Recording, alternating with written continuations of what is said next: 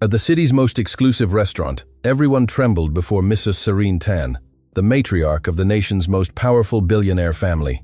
But that night, a simple waitress would do something no one had dared in decades: look her in the eye and tell her the truth. The sound of the crystal glass shattering on the marble floor made all 50 people in the restaurant hold their breath. But it wasn't the noise that froze time. It was what came next. The deadly silence as Mrs. Serene Tan rose from her chair, those steely gray eyes that had demolished business empires now fixed on me. I had 3 seconds to decide if I wanted to keep my job or my dignity. I chose dignity. "Mrs. Tan," I said, and my voice sounded steadier than my trembling hands suggested. "Pick up your own glass." The Orchid Haven had never known such absolute silence. Not even the clinking of cutlery could be heard. 60 eyes stared at me as if I had just signed my death warrant. Because in this city, contradicting Mrs. Serene Tan wasn't a mistake. It was professional ruin. Let me rewind 3 hours to the moment my life still made sense. It was 6 p.m. when I arrived at the restaurant, pulling my uniform, which already showed signs of too many washes. Mr. Lim, the manager, intercepted me at the service entrance with that look that spelled trouble. "Mei-Lin, table 12. You're serving her." My stomach clenched. Table 12 was the only table in the restaurant, with its own crystal chandelier and direct view of the private garden. They reserved it for just one person. "Huh," I whispered. "Mr." Lim nodded, his mustache trembling slightly. "Mrs. Serene Tan arrived 10 minutes ago with her son, Marcus, and has already made 2 waitresses cry." He leaned closer, lowering his voice. "Mei-Lin, I need you to be invisible. Serve, smile, and for heaven's sake, don't look her directly in the eye. The last waitress who did, well, let's just say she's now cleaning toilets at the bus interchange." I nodded, though something in my chest was already tightening. I'd been working at the Orchid Haven for 6 months, 6 months avoiding this exact situation. But the universe has a cruel sense of humor. When I approached table 12, the first thing I saw was her back. Mrs. Serene Tan was 63, but her posture was steel straight, silver hair pulled into a perfect bun, a bespoke black suit that probably cost more than my entire year's rent, and those hands, God, those hands with diamond rings that gleamed like warnings. To her right, her son Marcus, 35, heir to the Tan Empire, and with a look in his eyes, I recognized immediately, contained shame. I'd seen it before in other children of powerful families. That expression of someone who knows their mother is a monster, but is too scared or too comfortable to do anything about it. "Good evening," I said in my most professional voice, placing the menus on the table. "Welcome to the Orchid Haven. My name is Mei-Lin, and I'll be your—" "The water's lukewarm, Mrs." Tan interrupted without even looking at me. Her voice was cold, precise like a scalpel. "Don't they know in this restaurant that water should be served at 4 degrees Celsius? I looked at the glass. I could see condensation drops on the crystal. The water was perfectly cold. "My apologies, madam. I'll bring." "And the fork." She lifted the cutlery with 2 fingers, as if it were contaminated. "It has a microscopic smudge. Don't you people check this?" Marcus shifted uncomfortably in his chair. "Mum, please." "Silence, Marcus." The word cracked like a whip. "I didn't ask for your opinion." She turned to me and for the first time really looked at me. Her gray eyes swept over my worn uniform, my hair tied in a simple ponytail, my old shoes which I'd polished 3 times that morning trying to make them presentable. And in her gaze, I saw something worse than contempt. I saw nothingness, as if I were so insignificant I didn't even merit her disdain. "Bring everything new," she ordered. "Water, cutlery, plates, everything. And when you return, make sure you don't breathe near the food. I don't know what cheap perfume you use, but it's offensive." I wasn't wearing perfume. I couldn't afford it. "Right away, madam," I turned, feeling the stares from the other tables. Everyone had heard. In the kitchen, Chef Wei saw me enter and shook his head. What did the witch ask for now? Everything new. My hands trembled as I gathered the clean cutlery. "She says the water's lukewarm and my perfume is offensive. You don't wear perfume?" Chef Wei frowned. "I know." I returned to table 12 with a fresh tray. Every step felt like walking to the gallows. I placed the fresh water, the new cutlery, the immaculate plates. I moved like a ghost, exactly as Mr. Lim had instructed me. "Are you ready to order?" I asked. "Mrs. Tan didn't even open the menu. Marcus will order the Wagyu beef Wellington. I'll have the niçoise salad, but without anchovies, without olives, without egg, and I want the tuna seared for exactly 45 seconds on each side. Not a second more, not a second less. Did you understand? Or do I need to write it down for you? I understood perfectly, madam. That remains to be seen. The next 40 minutes were a masterclass in systematic humiliation. Each time I approached the table, Mrs. Tan found something new to criticize. The bread was too hot, the butter too cold, the candles too bright, my walking too noisy, my apologies too frequent, my silence too rude. Marcus said not a word in my defense, only stared at his plate, cutting his meat into perfect squares, chewing in silence, while his mother tore my dignity apart piece by piece. But what truly broke me wasn't any of that. It was when I brought her salad. I had checked it 3 times in the kitchen.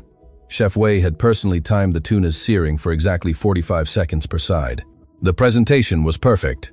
I placed the plate in front of her with hands that no longer trembled from nerves, but from something deeper, something darker. Mrs. Tan looked at the salad, took her fork, cut a piece of tuna, brought it to her mouth, chewed slowly, her eyes never leaving mine. And then, with a deliberate and calculated movement, she spat the food into her napkin. "It's dry," she declared. Absolutely unacceptable. It wasn't dry, I knew it.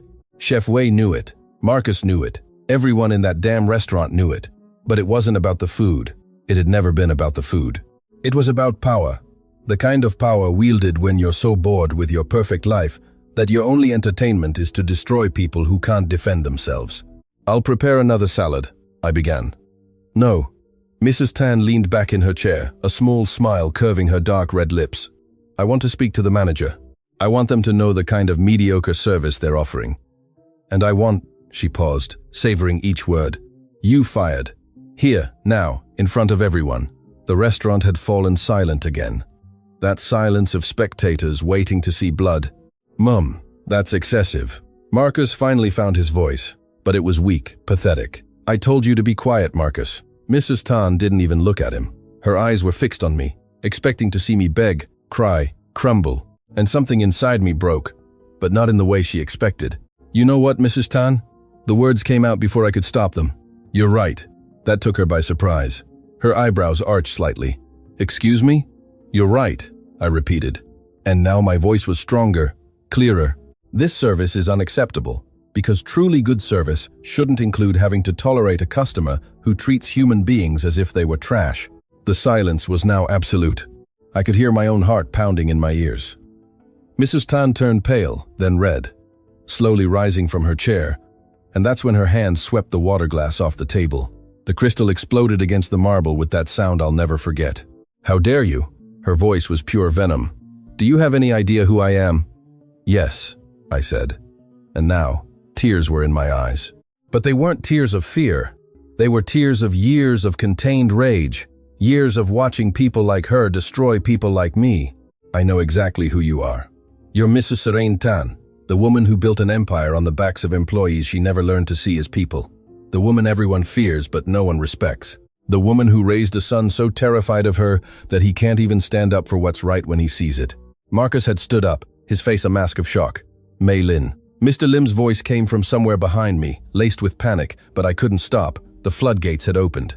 "And you know what's saddest, Mrs. Tan? That you have all the money in the world, all the power, all the opportunities anyone could wish for. And yet, the only thing you know how to do with all of it is to make people feel small who have the misfortune of crossing your path." Mrs. Tan stared at me as if I were some kind of insect that had just spoken. Her mouth opened and closed, but no sound came out. "So yes," I continued, and now I didn't care about anything anymore. My job was lost anyway. Pick up your own glass, because for once, in your privileged life, do something for yourself, instead of expecting the rest of the world to kneel at your feet. The entire restaurant had stopped pretending not to look. Everyone watched us with open mouths. Even the other servers had come out of the kitchen.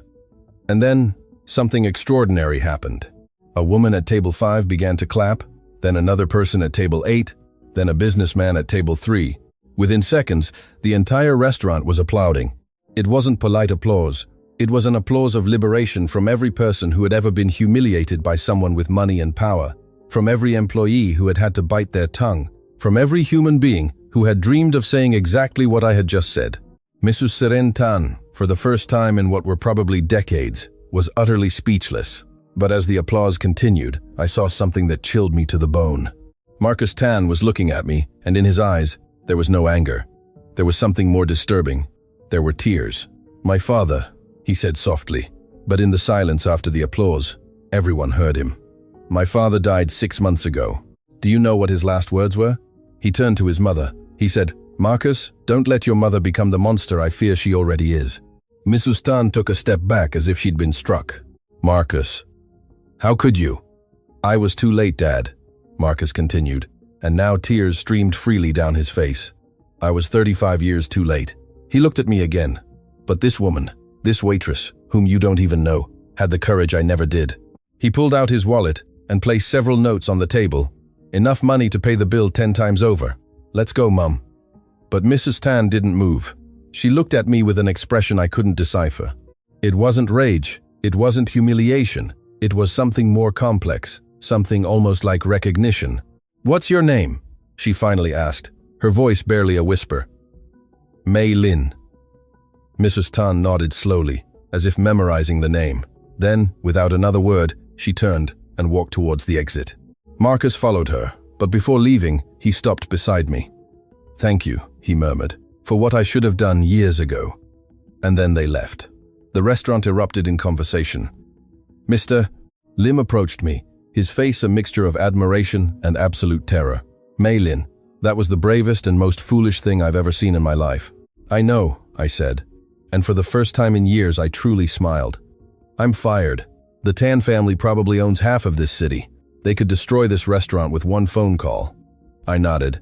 I knew consequences would come, but for the first time in my life, I had spoken the truth, the complete truth, unfiltered, fearless, and it felt like freedom. What I didn't know, what none of us knew, was that this was just the beginning, because Mrs. Serene Tan wasn't the kind of woman who left things unresolved, and I had just become her most interesting project in years. 3 days after the incident, my life was a controlled disaster, or rather, a disaster without any control. The video had appeared online exactly 18 hours after that night. Someone in the restaurant had recorded everything. I didn't know who, and honestly, I no longer cared. The title was dramatic and perfectly designed to go viral. "Waitress destroys billionaire with truth. You won't believe what happened next." 3 million views on the first day, 7 million on the second day. By the third day, it had surpassed 15 million and was on all social media platforms. They had turned me into a meme, a symbol, everything but what I truly was. A 28-year-old woman who had just lost her job and was 2 weeks away from not being able to pay her rent. Mr. Lim had called me the morning after the incident. His voice trembled. "Mei Lin, I'm so sorry. The owners, the Tan family has investments in the group that owns the Orchid Haven. They ordered me to fire you immediately.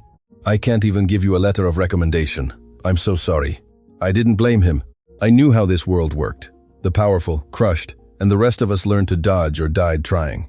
But what I didn't expect was the second call. That came 2 hours later from a private number. "Mei Lin?" The voice was male, professional, cold. "Yes, this is Mr. David Lee, head of human resources for the Tan Group. I'm afraid I must inform you that you've been added to a blacklist in the city's hospitality and service sector. No restaurant, hotel, cafe, or similar establishment will hire you. This is effective immediately." I felt the floor disappear beneath my feet. Blacklist? Is that even legal? It's a private recommendation among associated companies. "Good morning, Miss Mei Lin." Click. And just like that, in less than 24 hours, I had gone from being an anonymous waitress to a professional outcast, with a viral video that everyone celebrated, but no one wanted to associate with their business. The irony wasn't lost on me. Now, 3 days later, I was sitting in my small studio HDB flat, staring at my laptop with a mix of fascination and horror.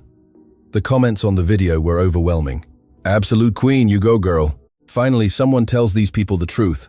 Where can I donate to help this girl? They'll destroy her. Mrs. Serene Tan is a viper. My cousin worked for her and she made her cry every day. The crying son broke my heart. Imagine having a mother like that." There were thousands more. Some defended me, others said I had been disrespectful and deserved what happened to me. A few, the ones that scared me the most, had found my address and posted it in the comments. Knock, knock, knock.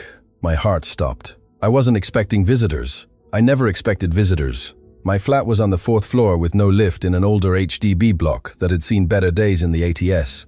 The only people who knocked on my door were the landlord when he wanted rent or food delivery riders who had the wrong address. Knock, knock, knock. More insistent.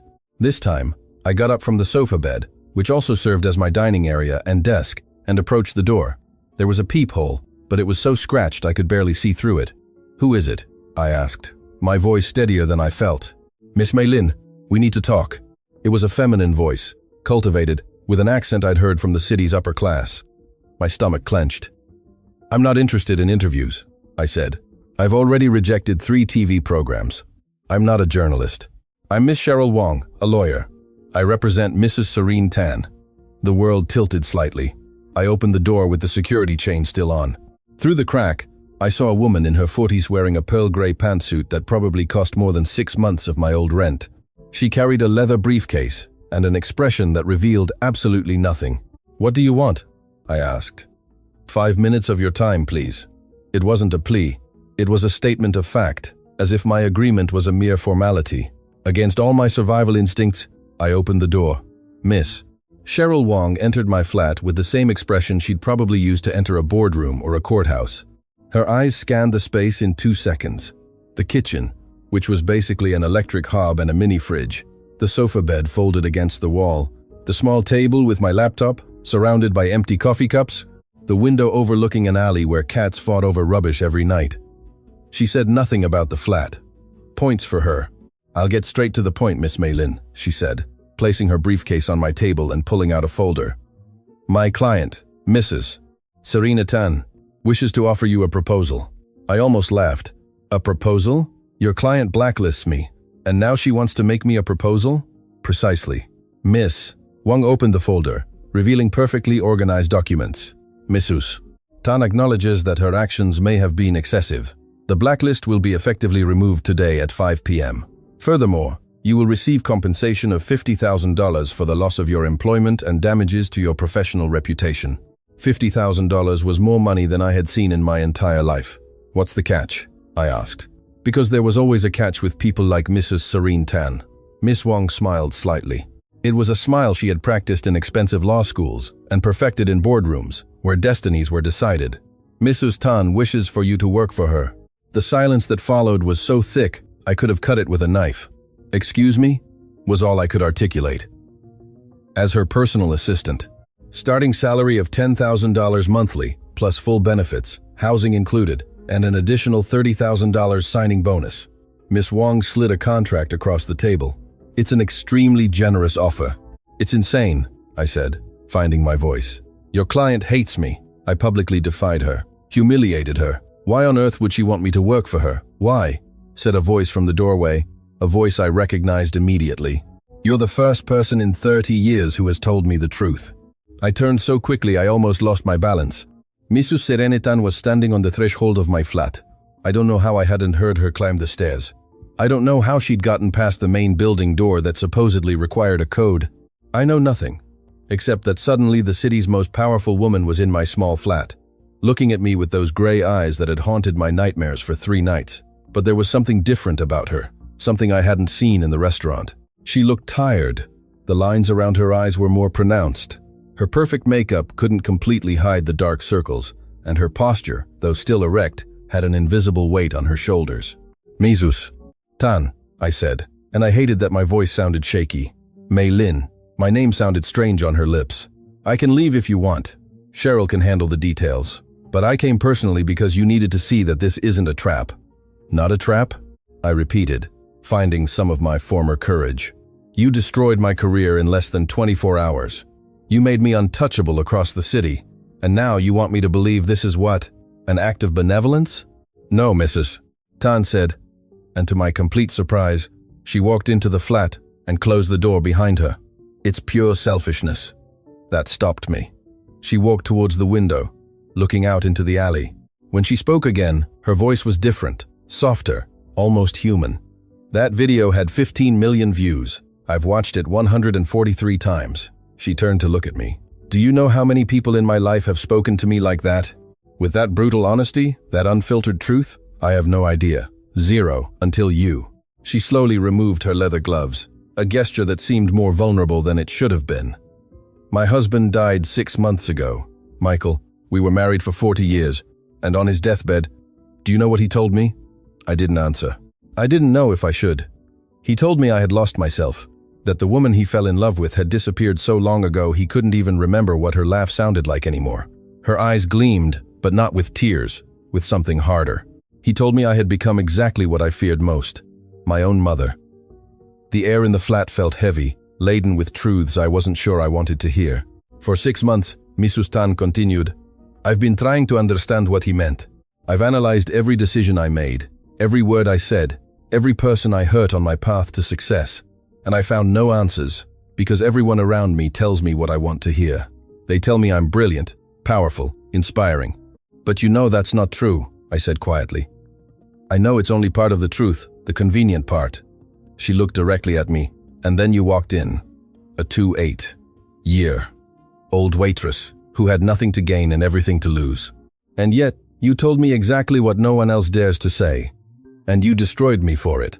Yes, she didn't deny it. She didn't apologize because that's what I do. It's what I've done my whole life. Someone challenges me, and I crush them. It's instinct at this point. Automatic. And now what? I asked. You want me to be your personal conscience? Your mirror of uncomfortable truths? I want, Mrs. Tan said. And now there was something almost desperate in her voice. Someone to stop me before it's too late. Marcus looks at me with fear. My employees avoid me. My friends are just people who want something from me. And I'm alone in a 20-room mansion, slowly becoming the kind of person my own son can't even love. The silence that followed was broken by Miss Wong, who had been observing everything with a professionally neutral expression. The contract is for 1 year, she said, returning to the practical details. With a mutual exit clause after 3 months, should both parties agree it's not working. Complete confidentiality, of course. I looked at the contract. The numbers danced before my eyes. $120,000 a year, $30,000 bonus, $50,000 compensation. It was a total of $200,000. It was a completely different life. It was also potentially a gilded cage. Why should I trust you? I asked Mrs. Tan directly. You demonstrated exactly what you're capable of when someone defies you. You shouldn't trust me, Mrs. Tan replied with surprising honesty. You should go in with your eyes wide open, knowing I am difficult, demanding, and that I will probably make your life miserable at least half the time. And the other half? For the first time, I saw something that might have been a real smile on her face. The other half? You'll learn how the world truly works at the top. You'll meet people who can open doors you didn't even know existed. And who knows? Her expression softened slightly. Perhaps we'll both learn something. I looked at Miss Wong, who maintained her perfectly neutral expression. I looked at the contract with all those zeros. I looked at my tiny flat with its sofa bed and its view of the alley. And I looked at Mrs. Serene Tan, this complex, broken woman who had been my personal villain 3 days ago. I need 24 hours to think about it, I finally said. Of course. Miss Wong closed her briefcase with a satisfied click. My number is on the first page of the contract. Call before 5 p.m. tomorrow. Mrs. Tan put on her gloves, preparing to leave, but stopped at the door, looking at me one last time. Meilin, I'm not asking you to forgive me. I'm not even asking you to like me. I'm just asking you to consider that perhaps, just perhaps, we could both benefit from this madness. And then she left, leaving behind the scent of her expensive perfume and a contract that could change my life. I sat on my sofa bed for hours after they left, staring at the papers. My phone wouldn't stop ringing with messages from friends who had seen the video, reporters who wanted interviews, strangers online who had opinions about my life. But there was one message that made me pause. It was from an unknown number. It's Marcus. I got your number through. Well, never mind how. I just wanted to tell you, if you decide to work for my mother, proceed with caution. But also, thank you. For the first time in years, I saw her truly look in the mirror. Whatever comes next, you started something. M. I looked out my window towards the alley where 2 cats fought over a piece of old pizza. I thought of Mr. Michael Tan, a man who had spent 40 years watching his wife become something he didn't recognize. I thought of Marcus, a son who loved his mother but feared becoming her.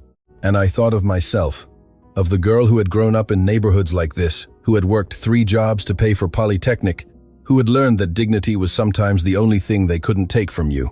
Was I willing to risk that dignity for $200,000 and the vague promise of learning something? My phone rang again. This time it was my landlord, Mei Lin. I need to talk to you about the overdue rent. Tomorrow, no excuses. I looked at the contract. Sometimes the universe doesn't give you a clear choice between good and evil. Sometimes it just gives you a choice between surviving or sinking with your pride intact. And I had always been a survivor. The Tan mansion wasn't a house. It was a declaration of war against humility. I passed through the enormous wrought iron gates at exactly 7 a.m., just as Miss Wong had instructed me. A silent chauffeur had picked me up from my flat 30 minutes earlier, driving a black Mercedes that smelled of new leather and old money. He hadn't spoken to me. He hadn't even looked at me in the rear-view mirror. Apparently, that was the tone I should expect. The driveway snaked through manicured gardens that seemed straight out of a European magazine. Marble fountains, perfectly trimmed geometric hedges, statues that were probably worth more than my entire life. And at the end of it all, the mansion, 3 stories of colonial-inspired architecture with white columns, wrought iron balconies, and enough windows that the sun would never find a dark corner to hide. Miss Mei Lin, a woman, appeared at the main door before I could ring the bell. She was about 50, gray hair pulled into a severe bun, and wore a simple black dress that screamed, "I've seen things that would make you quit on your first day.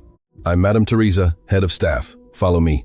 There was no welcome, no congratulations on the job, just a follow me that made it clear no time was wasted on unnecessary pleasantries here. The interior was exactly what you'd expect. Marble floors that reflected everything like mirrors, a curved staircase rising majestically to the upper floors, crystal chandeliers that probably required an entire team just to clean them. Art on the walls I recognized from my art history classes. A Monet, a Renoir, a damn Picasso in the hallway, as if it were any poster. "Mrs. Tan is waiting for you in her office," Madame Teresa said, as we ascended the staircase.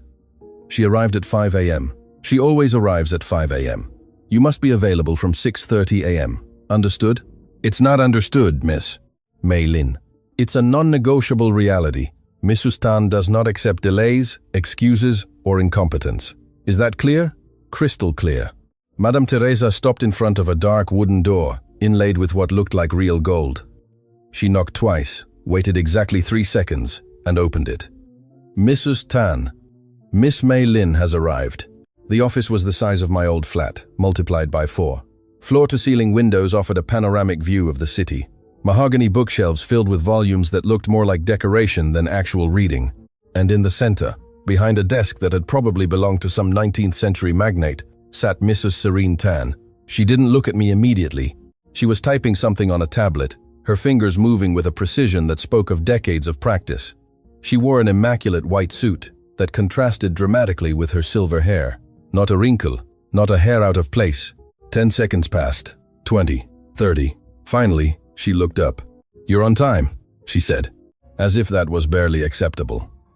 "That's more than I can say for your predecessor." She lasted 4 days before quitting in tears. "Good morning to you too," I replied, and I saw the slightest flicker of something in her eyes. Amusement, irritation, it was impossible to tell. "Sit." She gestured to a chair opposite her desk. "We have a lot to cover, and little time to do it. Your role," Mrs. Tan began, "is not to be my friend, not to be my confidante, not to make me feel better about myself. Your role is to keep my life organized, to anticipate problems before they occur." And she paused, her eyes fixed on mine. "To tell me when I'm about to do something Michael would have hated." That last part took me by surprise. "Excuse me?" "You heard right." She leaned back in her chair. "My husband had a moral compass that I've lost somewhere in the last 20 years. You demonstrated at the restaurant that you have one.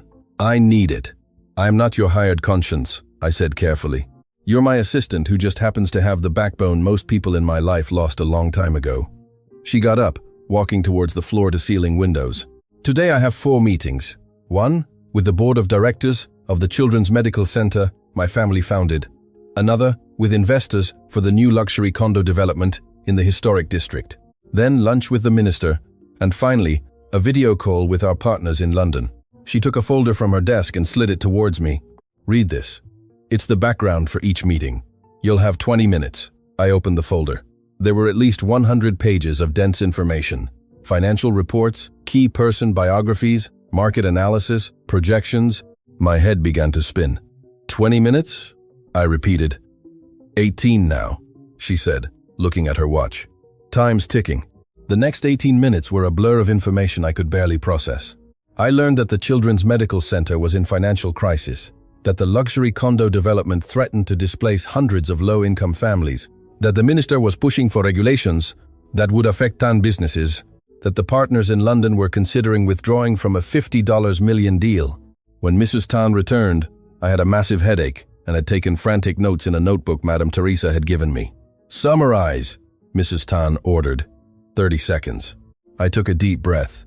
The medical center needs money, but you don't want to just write a check because it would set a precedent. The condo development is profitable, but ethically questionable. The minister wants something from you, and you want something from her. London is a test of power, and whoever blinks first loses. Mrs. Tan studied me for a long moment, then, to my complete surprise, smiled. A small but real smile. "Michael would have said exactly that," she murmured, more to herself than to me. "Good, let's go." The first meeting was with the medical center's board. 8 people around a conference table in the east wing of the mansion, all impeccably dressed, all with carefully neutral expressions, all clearly terrified of Mrs. Tan. My role was simple. Sit in a chair against the wall, take notes, and remain invisible. For 40 minutes I listened as they discussed numbers, projections, budget cuts. The medical center needed $2 million to stay open another year. Mrs. Tan offered $500,000 with strict conditions. Staff reduction, closure of 2 wards, increase in fees. "That means the poorest families won't be able to afford treatment," said one of the board members, a doctor in his 60s with a worried expression. "Then the medical center will close completely, and no one will receive treatment," Mrs. Tan replied coldly. "It's basic economics, Dr. Tan." "It's inhumane," he murmured. The silence in the room was absolute. Everyone looked at Mrs. Tan, waiting for the explosion, the destruction of Dr. Tan. And then I felt something, that same fire I had felt in the restaurant, that impulse that had gotten me into this mess in the first place. "Excuse me," I said, my voice cutting the silence like a knife. Everyone turned to look at me. "Mrs. Tan raised an eyebrow, but didn't stop me. "What if, instead of closing wards, we sought additional donations, fundraising events specifically aimed at keeping treatment accessible for low-income families? The Tan family could match every dollar raised." Dr. Tan looked at me as if I had just suggested flying to the moon. The other board members seemed confused about whether to listen to me or ignore me. Mrs. Tan said nothing for 5 full seconds. Then, "Get out of the room, Mei Lin." My stomach sank. I stood up, walking towards the door on legs that barely supported me. I had lasted exactly 1 hour and 12 minutes in my new job before completely ruining it. But when I reached the door, Mrs. Tan spoke again. "Wait outside. I'll call you back in 10 minutes." I closed the door behind me, breathing heavily. Madame Teresa was in the hallway, her expression as neutral as ever. "How much do you bet she fires me before lunch?" I asked her. "I don't bet, miss." "Mei Lin," she replied. "But if I did, I'd bet you last longer than you think." I saw her look at him when he spoke, and it wasn't the look she gives people before destroying them. It was the look she gave Mr. Michael when he challenged her. Madame Teresa almost smiled. Almost. That's the look of someone remembering what it's like to be human. Exactly 10 minutes later, the door opened. Dr. Tan came out first, and when he saw me, he nodded slightly. Respect, perhaps, or gratitude. The other board members followed, all with less tense expressions than when they had entered. Mrs. Tan was the last to emerge. She looked directly at me. "Next time you have an idea during a meeting," she said, her voice cold but not furious, "write it on a note and pass it to me. Don't interrupt." "Yes, madame." That said, she paused. "Your idea was good. We will implement it. The medical center will receive the full $1 million on the condition that they raise another $1 million in 6 months. We will match it." I didn't know what to say. I had expected to be fired, humiliated, destroyed. "Thank you," I murmured. "Don't thank me. Michael would have done the same. You just reminded me." She turned to leave, then stopped. "And Mei Lin, the next meeting is in 30 minutes. Be ready. It won't be as easy." As I watched her walk away, Madame Teresa approached me. "Welcome to the Tan Mansion, Miss Mei Lin," she said with the slightest touch of warmth in her voice. "I think you might survive here after all." The second week at the Tan Mansion, I learned that hell has many faces, and all of them wore my boss's countenance. I had begun to believe, in some naive corner of my mind, that perhaps Mrs. Serene Tan truly wanted to change, that the moment in the restaurant had been a turning point, that her dead husband's words had planted a seed of transformation. What an idiot I was. It was Tuesday afternoon when everything fell apart. I was in Mrs. Tan's office, going through the day's correspondence, when I heard the screams. Not a singular scream, a female voice piercing the mansion walls like a knife. "I need to see her! I need to see that witch right now!" I jumped up, my heart already racing. Madame Teresa appeared at the door, her usually serene face now tense, with something that looked like fear. "Miss Malin, Mrs. Tan needs you to." But she didn't finish the sentence, because the main foyer door burst open, and a woman stormed into the office like a human hurricane. She was in her 40s, dark-haired, disheveled, eyes swollen from crying, and wore clothes that had once been elegant, but were now wrinkled, as if she'd slept in them for days. In her right hand, she held a plain brown envelope. Her left hand trembled. "Sarah!" Mrs. Tan's voice came out cold as Arctic ice from her desk. She hadn't moved.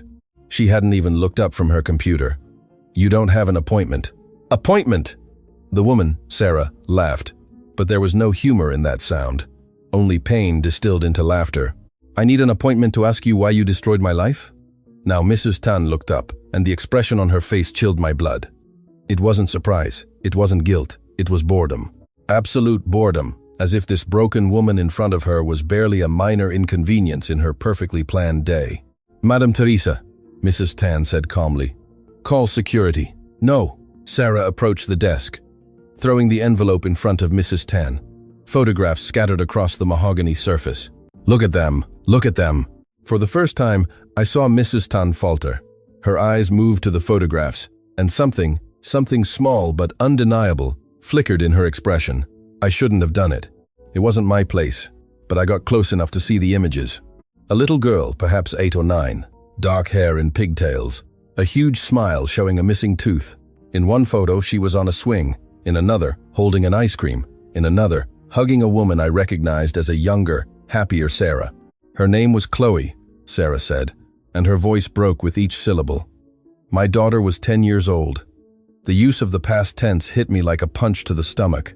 "Sarah, this is not appropriate," Mrs. Tan began. "Not appropriate." Sarah slammed her hands on the desk, making the photographs jump. "You know what's not appropriate? Firing a single mother because she took 3 days off when her daughter was in the hospital. You know what's not appropriate?" Her voice rose to a scream. "That my daughter died because I couldn't afford her treatment, because you took everything from me." The silence that followed was so thick, it hurt to breathe. I looked at Mrs. Tan. I don't know what I expected. Shock, remorse, horror for what she had done. But what I saw was worse than anything I could have imagined. I saw nothingness. "Sarah, Mrs. Tan said, and her voice was professional, distant, as if she were rejecting a vacation request. "You worked in the finance department. You knew the policies. 3 unjustified absences are cause for immediate termination. My daughter was dying, and I regret your loss, sincerely." But there was no sincerity in those words. They were just empty, mechanical words. However, rules exist for a reason. If I make an exception for you, I'd have to make it for everyone. Something inside me broke at that moment. It wasn't a loud break. It was silent, like when thin ice finally gives way under weight. "Mrs. Tan," I said, my voice trembling. "Could we speak in private?" Mrs. Tan looked at me as if she had just remembered I was in the room. "Mei-Lin, this doesn't concern you. With all due respect," and my voice was firmer now, "it does concern me. I'm your assistant, and part of my job is to prevent you from doing things that—" I searched for the right words. Michael would have hated. Her dead husband's name dropped into the room like a bomb. Mrs. Tan's mask cracked for just a second, just enough for me to see something dark and twisted underneath. Pain, perhaps, or fury, or both. "Get out," she told Sarah. "Now." "I'm not finished." "Yes, you are." And now there was fire in Mrs. Tan's voice. Real fire. "You have entered my home uninvited. You have made accusations. You have interrupted my day. Security will escort you out." 2 security men had appeared at the door. Large, intimidating, professional. Sarah looked at me then, and in her eyes I saw something that would haunt me for weeks. Hope. Hope that I, this stranger working for her enemy, could do something. "Anything. Please," she whispered. I just wanted her to know what she did. I just wanted her to see my Chloe. The guards took her gently by the arms. She didn't resist. There was no fight left in her, only raw, exhausted pain. As they led her away, I picked up one of the photographs from the desk. the one of Chloe with the ice cream. Her smile was so pure, so full of life, and now she was dead. 10 years old and dead because her mother couldn't afford a treatment that for Mrs. Serene Tan would have been the equivalent of a tip at an expensive restaurant. "Drop that photograph," Mrs. Tan ordered. I didn't. Serene, and I used her first name for the first time. "Are you really going to sit there and pretend that what you did to this woman was right?" I applied company policies that are there for specific reasons. "A child is dead. A child died," Mrs. Tan corrected. And the fact that she could make that grammatical distinction at this moment physically sickened me. From a medical condition. That's a tragedy, but it wasn't caused by me. "Seriously?" I threw the photograph onto her desk. "Is that what you tell yourself to sleep at night?" Mrs. Tan stood up so quickly that her chair rolled backwards. "Careful, Mei-Lin, you're crossing a line." Well, and now I was shouting too. All the professionalism, all the caution I had maintained for 2 weeks evaporated. Because apparently someone needs to cross your damn lines. "You told me you hired me to stop you, to tell you the truth. Well, here's your truth."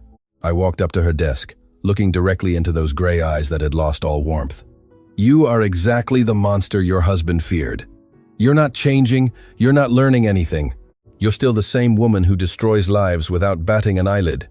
Because policies are more important than people. Rules are more important than compassion. Your damn pride is more important than a child's life. Enough! No!"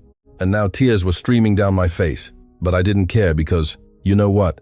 I was starting to believe that maybe, just maybe, there was something salvageable in you. That the talk about Michael, about wanting to change, about needing someone to stop you, that all of it was real. But it's not. You're just a lonely woman who wants to feel better about herself without actually doing the work of being better. The silence that followed was absolute. Even Madame Teresa, who had been at the door all this time, seemed to have stopped breathing. Mrs. Tan looked at me with an expression I couldn't read. It wasn't fury, it wasn't shame. It was something deeper, something darker. When she finally spoke, her voice was dangerously low. "Are you finished?" "Yes," I said, wiping my tears. "I'm finished with this speech, with this job, with this farce, that you truly want to change." "Good, Mrs. Tan walked towards the windows, turning her back to me. "Then you can leave. Pack your things and go tonight." I should have felt victorious. I should have felt I had done the right thing, but all I felt was emptiness. I headed towards the door, but Mrs. Tan's voice stopped me. "Mei-Lin." I turned around. She still had her back to me, looking out at the city through the window. "That child," she said, and for the first time, her voice trembled, just slightly, barely perceptible. Her name was Chloe Lim. She suffered from a terminal illness. She needed an advanced medical procedure that cost $200,000. Her mother worked for me for 8 years. She was good at her job, efficient. She never asked for anything. She turned to look at me, and what I saw on her face made me take a step back. It wasn't the mask of ice. It wasn't professional boredom. It was pain, raw, unfiltered pain. And I fired her because the rules said I had to, because I had built an empire on rules and structure and never making exceptions. Because if I started to see my employees as people, as human beings, with lives and families and tragedies, her voice broke. Then I would have to admit that I've been building my empire on the broken backs of people exactly like Sarah. She sank heavily into her chair, suddenly looking much older than her 63 years. Chloe died 3 years ago, and I knew it. Sarah sent me an email when it happened. I didn't reply. I filed it away and moved on with my life because that's the kind of person I am. She covered her face with her hands, and for the first time since I met her, I saw Mrs. Serene Tan cry. They weren't delicate tears, they were sobs that shook her entire body. Michael knew. I don't know how, but he knew. And he looked at me differently after that, as if he had finally seen who I truly was. And he was right to fear it. He was right about everything. I didn't know what to do. Every instinct told me to leave this broken woman in her multi-million-dollar office with her tears and her guilt, to take my dignity and flee before I drowned in this darkness. But I had seen something in her eyes, something I recognized because I had felt it myself. It wasn't just guilt, it was desperation. The desperation of someone who finally sees the monster in the mirror and doesn't know how to stop it. Slowly, I approached her desk. I picked up the photograph of Chloe with the ice cream. "Where is Sarah now?" I asked softly. Mrs. Tan looked up, her eyes red and swollen. "What? Sarah Lim? Where does she live? Does she have other children? Work?" "I don't know. After Chloe died, she disappeared. No one knows where she went. Find her. It wasn't a suggestion. It was an order. Use all your resources, all your money, all your power. Find her, Maylin. I can't give her daughter back. No, I interrupted. You can't, but you can acknowledge what you did. You can apologize, and you can do everything in your power to help her now. Not because that changes the past, but because it's what a decent person would do. Mrs. Tan looked at me for a long moment, then slowly nodded. Madame Teresa, she called, her voice still hoarse from crying. I need you to find all information about Sarah Lim, current address, employment status, everything. Madame Teresa entered, her expression carefully neutral, though her eyes showed surprise. Immediately, Mrs. Tan. When she left, Mrs. Tan and I remained in silence. Finally, she spoke. I still want you to leave. My heart sank, but not today, she continued. I need you to be here when we find Sarah. I need you to ensure I do this right, because clearly, left to my own devices, I will find a way to ruin it. It wasn't an apology, it wasn't full recognition, but it was something, a microscopic step in the right direction. All right, I said, but on one condition. What? Every time you make a decision that affects someone's life, firing someone, denying someone help, using your power to crush someone, I want you to remember this photograph. I placed Chloe's picture in the center of her desk.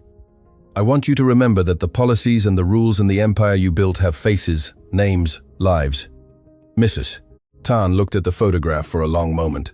Then, with trembling hands, she picked it up and placed it in an empty frame on her desk. A frame that, I realized, had been empty since I started working here. Chloe Lim, she whispered, I won't forget again. That night, as I prepared to leave, Marcus appeared at the door of the office I had been assigned.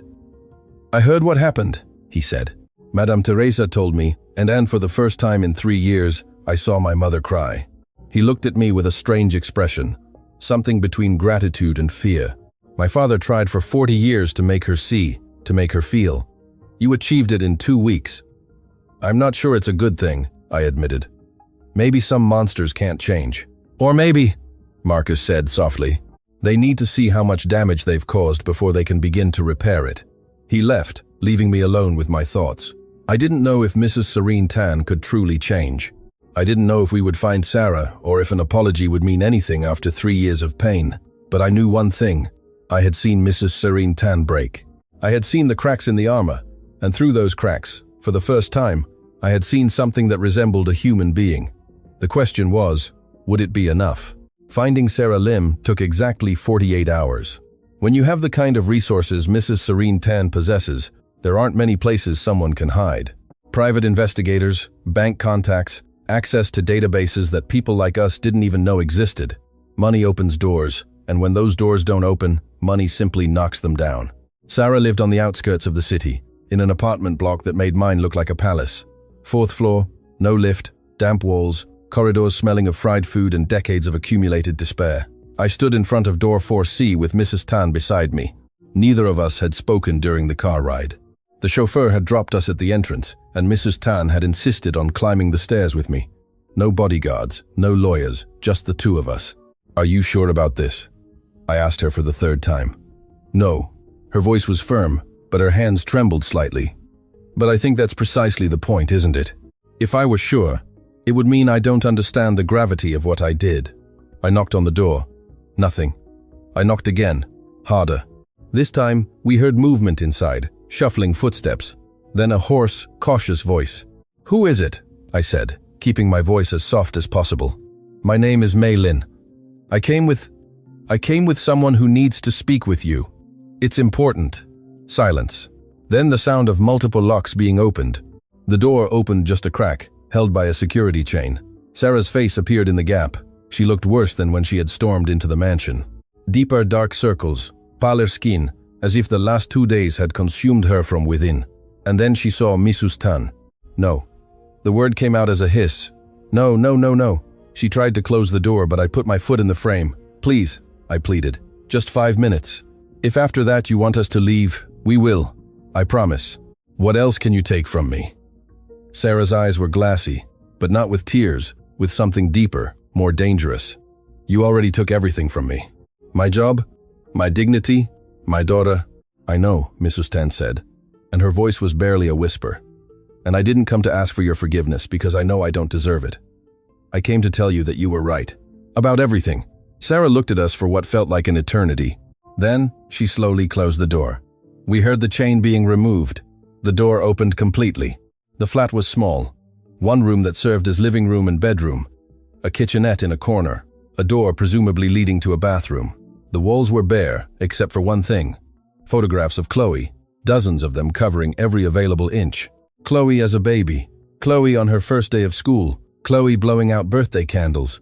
Chloe in the hospital with her head bald from chemotherapy, but bravely smiling at the camera. A sanctuary. That's what this place was. A sanctuary for a dead child. Mrs. Tan stopped in the center of the room, looking at the photographs. I watched as her mask of control, that armor she wore so naturally, began to crack. "She was beautiful," she finally said.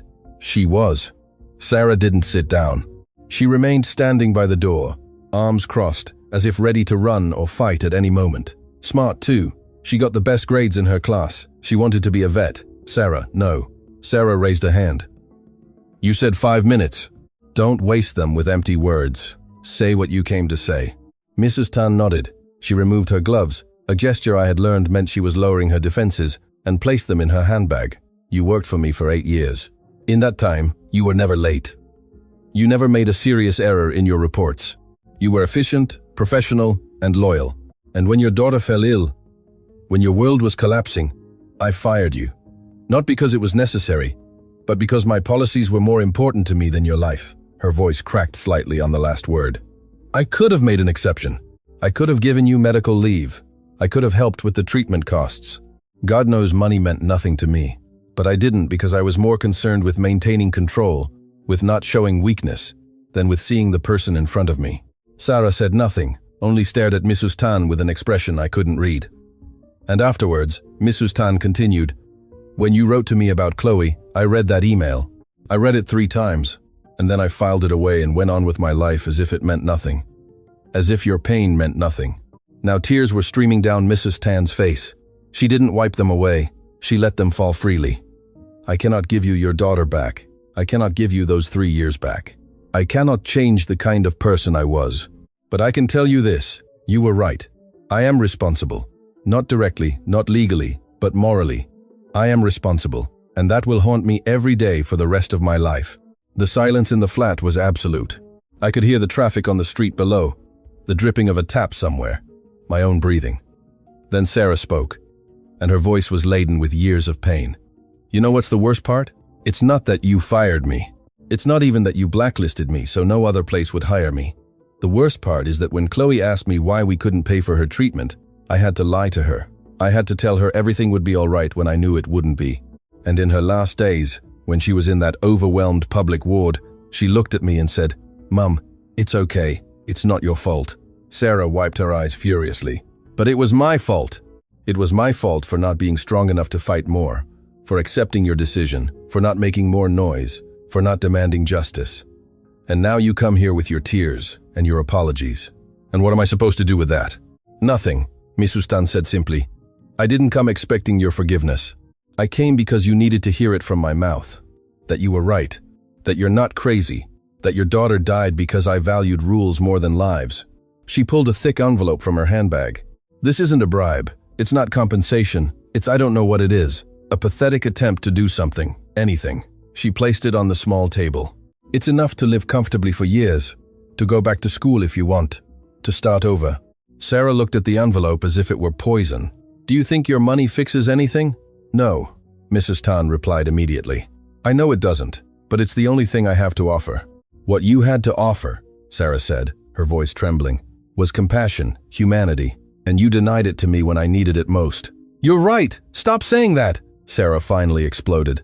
"Stop agreeing with me. Fight. Justify yourself. Be the monster I need you to be so I can hate you cleanly." But Mrs. Tan only shook her head. "I'm not going to do that because you've carried enough pain. I'm not going to add the burden of my ego too." Sarah collapsed then. She literally crumbled, falling to her knees, sobs shaking her entire body. And to my complete surprise, Mrs. Tan knelt beside her. She didn't touch her, didn't try to comfort her. She just stayed there, kneeling on the floor of this horrible flat, crying alongside this woman whose life she had destroyed. I stood frozen by the door, feeling like an intruder in this moment of shared pain. I don't know how much time passed, 5 minutes, 10, an eternity compressed into moments. Finally, Sarah spoke, her voice hoarse. "I want you to do something for me. Anything," Mrs. Tan said, immediately. "I want you to create a fund in Chloe's name for families who cannot afford medical treatments for their children. And I want to be involved. I want to approve every application. I want to make sure no other mother has to choose between working and saving her child." Mrs. Tan looked up, her eyes red but clear. "I will. You have my word." "Your word means nothing to me," Sarah said harshly. "But you'll do it anyway. Because if you don't, I'll go to every newspaper, every TV channel, every platform that will listen to me, and I'll tell them this story." "You don't need to threaten me," Mrs. Tan replied. "I'll do it because it's the right thing to do." "And why?" She hesitated. "Because Michael would have wanted me to. And perhaps if I do enough things he would have approved of, someday I can look myself in the mirror without hating myself." Sarah finally took the envelope, opened it. I saw her eyes widen at the amount. "This is $1 million, Mrs. Tan said. "For you. The Chloe Fund will be additional, 10 million initially, plus every year." "Why?" Sarah whispered. "Because none of this should have happened. And although I cannot change the past, I can ensure that the future is different." We left shortly after. Sarah didn't escort us to the door. She just remained sitting on the floor of her flat, holding the envelope and looking at the photographs of her daughter. In the car ride back, neither of us spoke for the first 10 minutes. Then, Mrs. Tan broke the silence. "Thank you." "For what?" I asked. "For forcing me to do that. For not letting me escape. For being exactly what I needed, even though I didn't want it." "Was it worth it?" I asked. "Do you feel better?" "No." Her answer was immediate. "I feel worse because now it's real. Before, it was just something I had filed away in my mind. Now, it's a real person, with real pain that I caused, and I have to live with that." "Good," I said softly, "because that's the beginning of change. Not feeling better, but feeling more." Mrs. Tan looked at me with something that might have been respect or perhaps gratitude. It was hard to tell. "Michael used to say something similar," she murmured. "He said I had built walls so high to protect myself from pain that I had also blocked myself from joy, that I had chosen to feel less instead of feeling more. And now, she said, looking out the window at the city she practically owned, "I feel too much, and it's terrifying." That night, as I worked in my office, Marcus appeared at the door. "Mom told me about Sarah," he said, "about the fund, and for the first time in my life, I'm proud of her." His eyes shone. "That's strange. To be proud of someone for finally doing what they should have done from the beginning." "No," I told him. "I think it's human." He sat in the chair opposite my desk, looking younger than his 35 years. "Mei-Lin, do you really believe she can change? Or are we just witnessing a moment of guilt that will pass?" It was the question I had been asking myself since we left Sarah's flat. "Honestly," I said, "I don't know, but I know this. Your mother had the option to make it easy, send money through lawyers, remain distant, protect her ego, and instead, she chose to kneel on the floor of a horrible flat and admit her mistakes. That counts for something." Marcus nodded slowly. "My father would have agreed with you. After he left, I was alone with my thoughts. I thought of Chloe, a child I never knew, but who would now live in a frame on Mrs. Tan's desk. I thought of Sarah, carrying a pain no amount of money could heal. I thought of Mrs. Tan finally learning to feel after decades of numbness. And I thought of myself, of how I had come here, of whether I was making any real difference." My phone vibrated, a message from an unknown number. "Thank you for bringing her, for forcing her to see. I don't forgive, but maybe someday I can. Sarah." It was enough. For now, it was enough. 3 weeks after the encounter with Sarah, life in the Tan mansion had found a strange rhythm. It wasn't peace, it wasn't harmony. It was more like an uneasy truce where everyone walked on eggshells, waiting for the next outburst. But it didn't come. Mrs. Tan had changed subtly, but undeniably. She said please and thank you to employees. She asked about their families. She had implemented a paid medical leave program across all her companies. The Chloe Lim Foundation had been officially announced with a press conference where Mrs. Tan, with Sarah by her side, had spoken openly about her mistake and her commitment to amend it. The media was calling her the billionaire with a heart. Social media celebrated her inspiring transformation. Interview requests poured in by the dozens. And I should have been happy. I should have felt victorious, but something gnawed at me. Maybe it was too easy, maybe people didn't change that quickly, or maybe I was just waiting for the other mask to fall. It was Friday afternoon when everything fell apart. I was in my office, reviewing applications for the Chloe Fund, when I heard the scream, not of pain, but of absolute fury. "How dare you!" Mrs. Tan's voice pierced the walls like a missile. I dropped the papers and rushed to her office.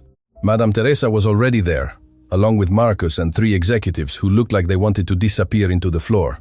In the center of it all was a man in his 30s, crumpled suit, pale face, visibly trembling. "Mrs. Tan, I just nothing." Mrs. Tan stood behind her desk, her hands resting on the surface, leaning forward like a predator. "You lost $3 million due to a basic calculation error, a mistake a first-year Polytechnic student wouldn't make. It was a software issue. I don't care if it was the software, your incompetence, or divine intervention. The result is the same. $3 million. I recognized that voice. That tone was the same voice she had used with me in the restaurant. Cold, cruel, designed to destroy. The man, Carlos, according to his ID, had tears in his eyes. "Please, Mrs. Tan, I have 2 children. My wife is pregnant. I can't lose this job. You should have thought of that before being so careless, stupid." And there it was. The word that cut like a knife. Absolute contempt. Dehumanization. "Serene!" My voice came out louder than I intended. Everyone turned to look at me. The executives with relief. Marcus with something that looked like desperate hope. Madame Teresa with warning in her eyes. And Mrs. Tan. Mrs. Tan looked at me with those gray eyes that had returned to their usual coldness. "Maylin, this doesn't concern you." "Yes, it concerns me." I walked to the center of the office. "Because 3 weeks ago, you knelt on the floor of a flat and promised you'd be different. Remember? This is different. This is business. It is." I moved closer, because it sounds exactly like how you spoke before, when you fired Sarah. When you destroyed my career. When you made 2 waitresses cry before I even met you. A muscle tensed in Mrs. Tan's jaw. This man made a mistake that cost millions. And it is a mistake. I looked at Carlos. "Is this the first time you've made such a mistake?" "Yes," he replied quickly. "I've been with the company for 5 years. My record is impeccable. It was a problem with the projection software that no one detected until enough." Mrs. Tan raised a hand. "Mei Lin, get out of this office. Now." "No." The silence that followed was so thick it hurt to breathe. "Excuse me?" Mrs. Tan's voice was dangerously low. I said, "No. You hired me specifically for this.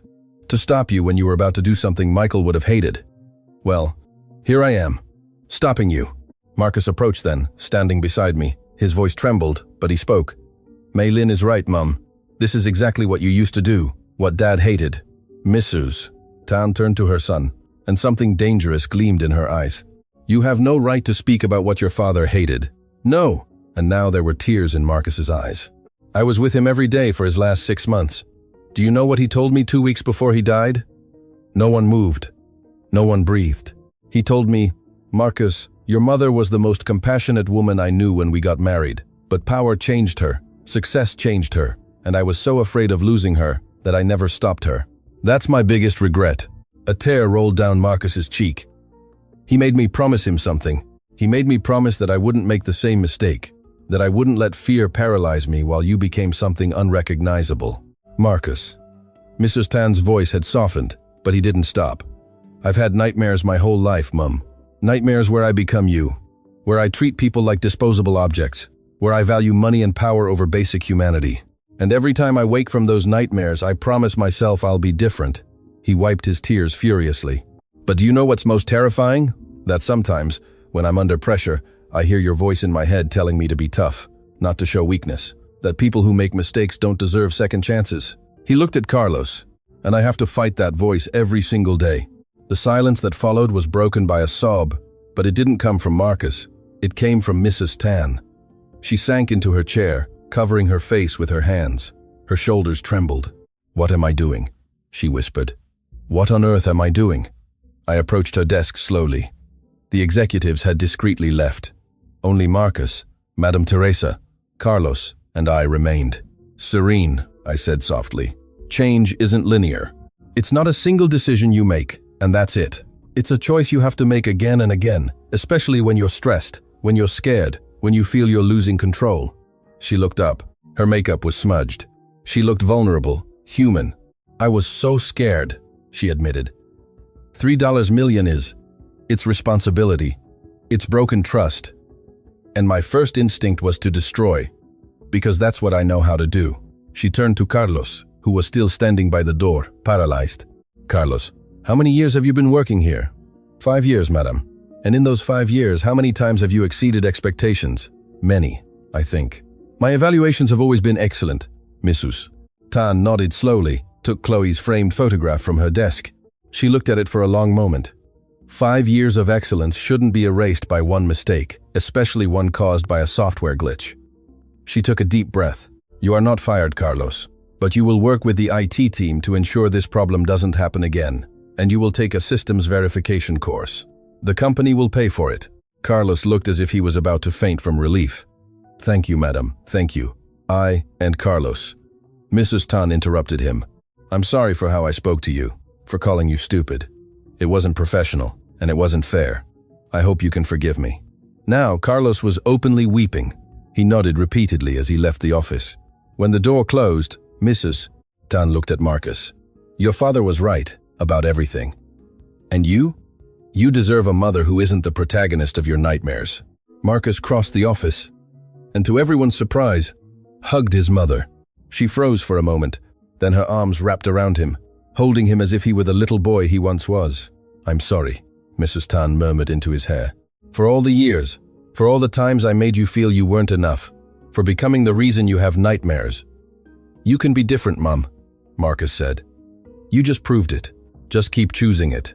Later that night, Mrs. Tan called me into her office. She was alone, looking out the window at the city. I thought it would be easier, she said without preamble. I thought once I decided to change, I would just change. Real change is the hardest thing there is, I told her. Because you're fighting against decades of patterns, of instincts, of defense mechanisms. I almost messed up today. But you didn't. That's the difference. She turned to look at me, and for the first time since I met her, I saw something in her eyes I had never seen before, real hope. Do you think Michael would be proud? I thought of the man who had spent 40 years loving this complicated, broken woman, who had watched her transform into someone he didn't recognize, who had died, hoping she would find her way back. I think, I said carefully, he would be proud that you are trying, and that's all anyone can ask. 6 months after that night at the Orchid Haven restaurant, I was standing in the same ballroom where everything had begun. But this time, I wasn't wearing a worn uniform. I was wearing a navy blue dress. Mrs. Tan had insisted on buying for me, and I wasn't serving tables. I was being honored. The ballroom was packed, over 200 people, business leaders, philanthropists, families who had been helped by the Chloe Lim Foundation, reporters from the nation's most important media, and at the main table, Mrs. Serene Tan, Marcus, and Sarah Lim, together. The road to this moment hadn't been easy. It had been 6 months of steps forward and occasional steps back, of small victories and painful relapses, of Mrs. Tan learning, truly learning to see people instead of resources, to feel instead of calculate, to be vulnerable instead of invincible. But we had arrived somehow. Against all odds, we had arrived here. Mei Lin, the presenter's voice boomed through the ballroom. Please come forward to receive the Chloe Lim Award for Human Dignity and Compassion. My legs trembled as I walked towards the stage. The applause was deafening, but what made me cry was seeing Sarah standing, applauding with tears streaming down her face. Beside her, Mrs. Tan also stood with that expression I had learned to recognize, pride mixed with gratitude. Sarah was the one who handed me the award. It was a crystal sculpture with Chloe's image engraved, that ice cream photo that had been on Mrs. Tan's desk for months. Thank you, Sarah whispered as she hugged me, for seeing what everyone else chose to ignore, for not letting power win. When I took the microphone, I looked out at the audience. I recognized so many faces. Madame Teresa, who had given me that first warning. Chef Wei from the restaurant, Carlos, the executive who almost lost his job, Dr. Tan from the medical center. And in the back row, almost hidden, Mr. Lim, the manager from the Orchid Haven, who had fired me half a year ago. I don't deserve this award, I began, and my voice resonated through the ballroom, because all I did was something any decent person would have done. Speak the truth when silence was more convenient. Defend dignity when it was easier to look the other way. I paused, gathering my thoughts. But if this award represents anything, I hope it represents this: that none of us are beyond redemption, that people who seem like monsters are often just human beings who lost their way, and that sometimes all they need is for someone, anyone, to dare to show them the mirror. I looked directly at Mrs. Tan.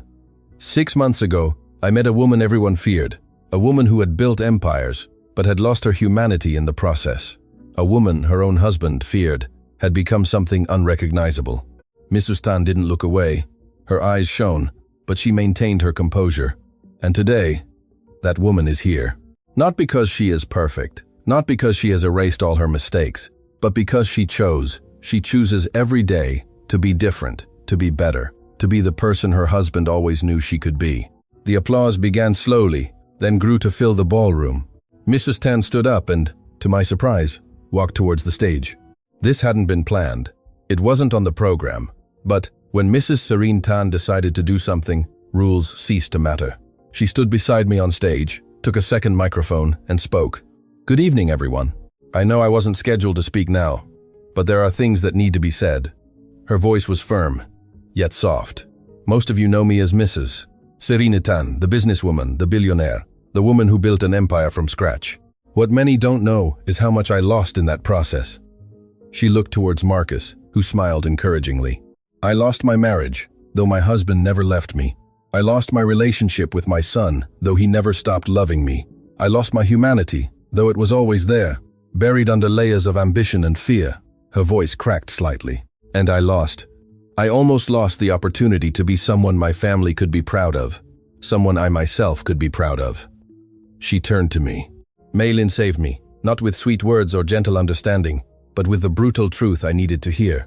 She showed me the monster I had become, and then, incredibly, she gave me the chance to be something more.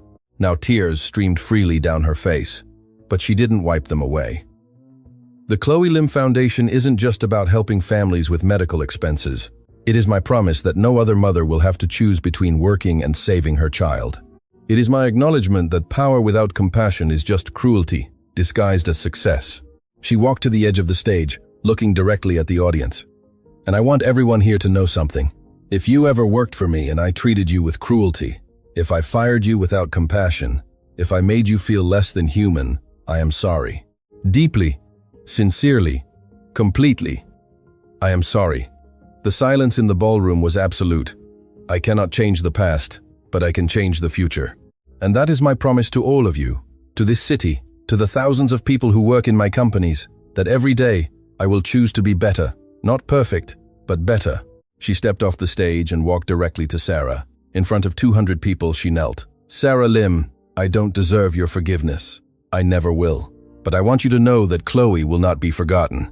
Her name will be in every life we save, in every family we help, in every decision I make, reminding us that policies are never more important than people."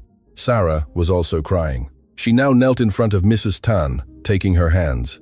"You can't give me my daughter back," Sarah said, her voice trembling. "But you can ensure that her death was not in vain, and you are doing that.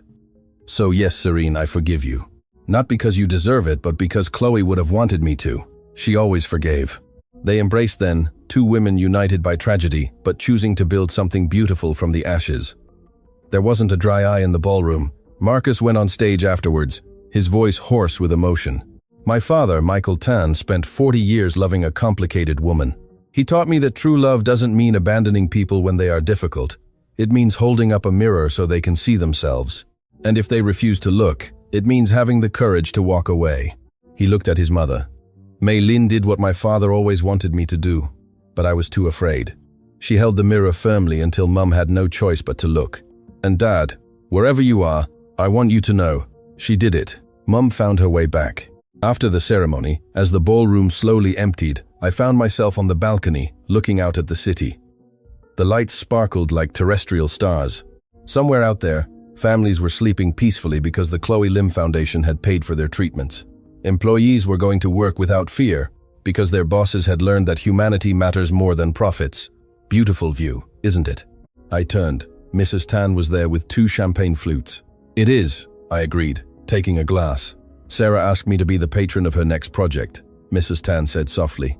She's writing a book about Chloe, about grief, about forgiveness, and I told her yes, and that I would use all my contacts to ensure it's published, that it reaches all the people who need to hear that pain doesn't have to define you, that you can choose to build something beautiful, even from the most devastating loss. We drank in silence for a moment. Maylin, there's something I need to ask you. What? Why did you really do it? Why did you risk everything?